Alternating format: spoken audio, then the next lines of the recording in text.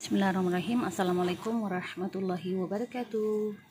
Selamat pagi teman-teman yang aku sayangin.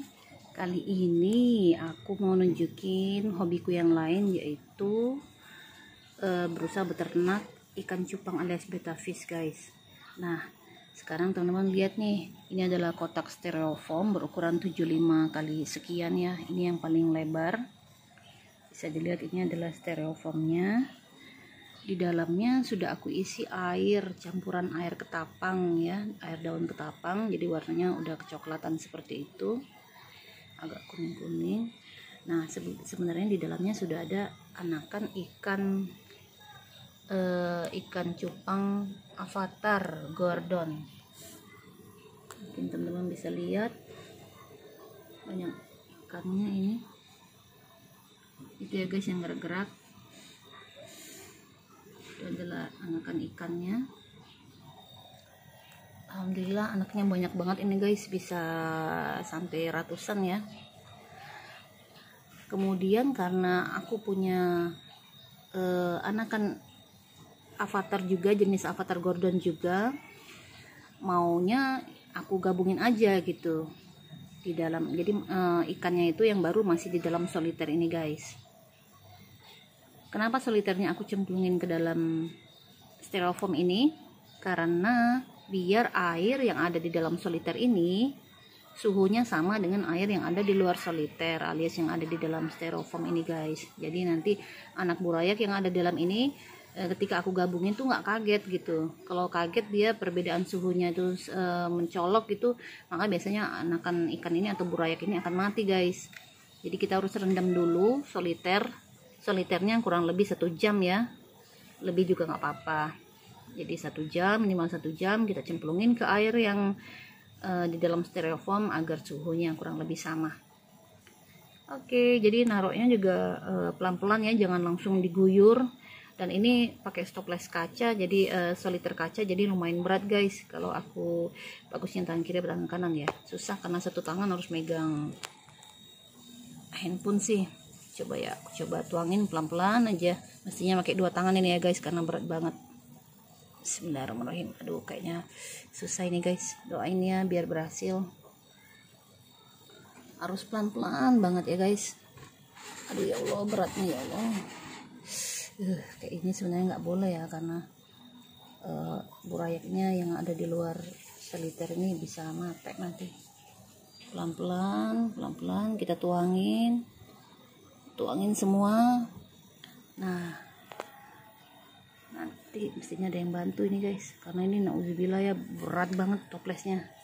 Kayaknya aku nggak bisa di tangan kiri. Aduh guys, gagal ini guys. Intinya sih kita harus tuangin semua, kemudian soliter kacanya ini kita angkat pelan-pelan, dan anakan burayaknya harus kebuang semua ya, harus masuk semua ke dalam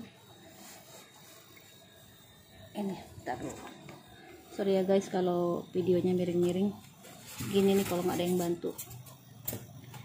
Nah, setelah semuanya dituangin, kita harus pastiin dulu di dalam soliter kaca ini nggak ada lagi burayak yang tertinggal, karena biasanya masih ada yang ketinggal 1-2 gitu guys. Ini kita cek ya, biasanya suka ada yang nempel di tanaman kapu-kapu. Oke guys, kita cek dulu satu-satu. Kalau nggak ada ya udah, soliter kaca ini bisa kita pakai lagi untuk mencoba mengawinkan ikan yang lain. Mana guys? Bersih ya kayaknya ya, alhamdulillah. Tanamannya ini aku masukin lagi ke dalam styrofoam. Kalau nggak yakin biasanya aku suka masukin air sedikit ya, biar nanti kelihatan dia ada yang berenang. Perhatikan lagi. Sebentar guys, aku mau ngambil airnya dulu. Ini ada air isi obat. Aku coba tuang-tuangin dulu sini. Nah, ini kayaknya ada nih guys. Ngambilnya terserah ya, mau pakai sendok mau pakai jari. Biasanya aku pakai jari aja. Oh bukan guys, Perhatiin dulu teman-teman, tuh ada kan,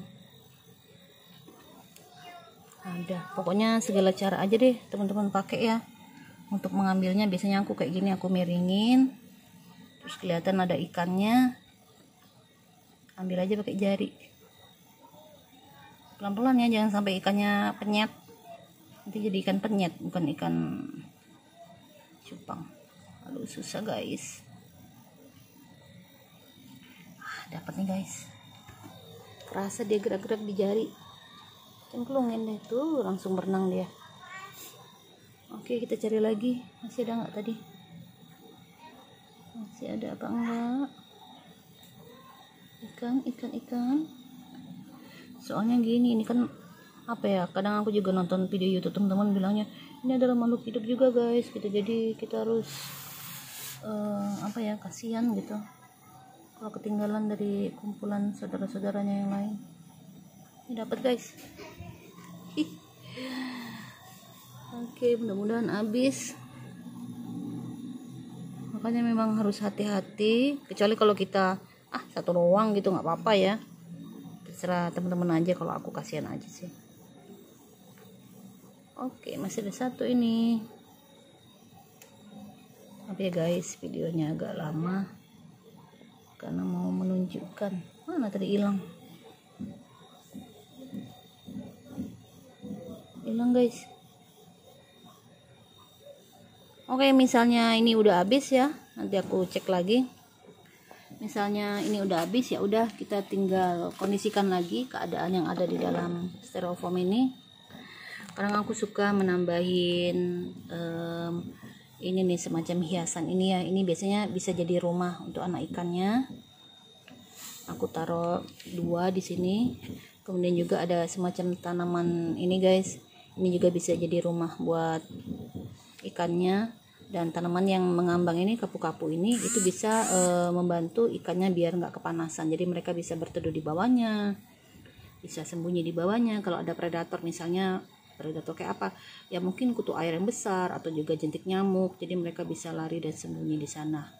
Kadang juga aku lihat ada teman-teman yang menaruh daun ketapang juga boleh ya. Jadi daun ketapang itu selain sebagai rumah buat ikan, tapi juga bisa sebagai airnya yang berwarna kuning coklat itu bisa untuk sebagai penetralisir penyakit gitu, mungkin penyakit kulit atau penyakit apa ya, bakteri gitu ya.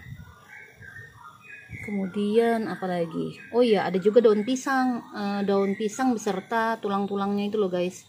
Nah itu biasanya ditaruh juga, karena nanti dari gedebong pisangnya yang dicelupkan ke air itu bisa menjadi media tempat tumbuhnya infusoria kalau nggak salah. Jadi itu bisa juga sebagai makanan burayak atau anakan ikan cupangnya.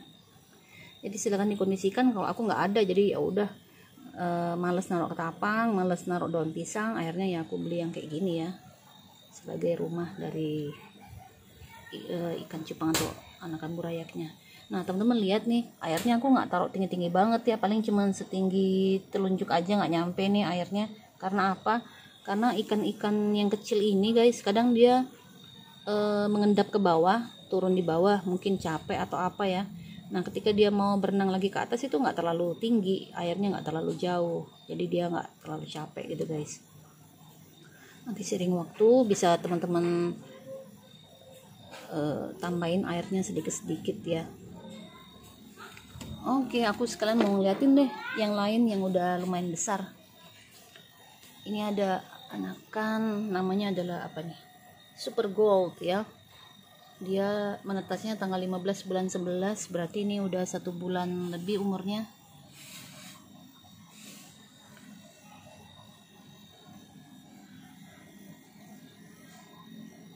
Seneng banget guys, banyak anaknya alhamdulillah. Ini juga sama ya, aku taruh beberapa hiasan, bukan hiasan sih, yang berfungsi sebagai tempat tinggal buat ikan-ikannya. Oke, next berikutnya ini adalah, nah di sini aku kebetulan naruh daun ketapang ya di sini, jadi airnya berwarna lebih kuning atau lebih coklat. Dan masih sama, aku taruh beberapa hiasan yang lain. Kalau ini anakan banyak ini guys. Ini ada 4 silangan ikan aku taruh jadi satu. Ada blue rim di sini, ada Nemo yang ada rednya. Kadang aku nggak tahu nama tapi aku tulis aja Nemo itu berarti orange, terus red berarti ada merah-merahnya gitu guys. Terus ini ada black series aku taruh sini, sama apalagi tuh yellow apa, yellow fancy ya. Jadi di sini ada 4 macam silangan atau 4 macam ikan betta fish alias ikan cupang guys. Anaknya masih kecil-kecil ya, masih belum kelihatan ini guys. Ada juga kayaknya ada yang udah besar, jadi mereka beragam ya tumbuhnya. Ada yang kecil banget, ada yang udah agak besar banget gitu. Nah, makanan untuk yang aman untuk buraya ini kita pakai artemia guys. Aku liatin dulu ya. Jadi beli apa nih, artemia nih kelihatan ya. Artemia harganya berapa? 52.000 ya.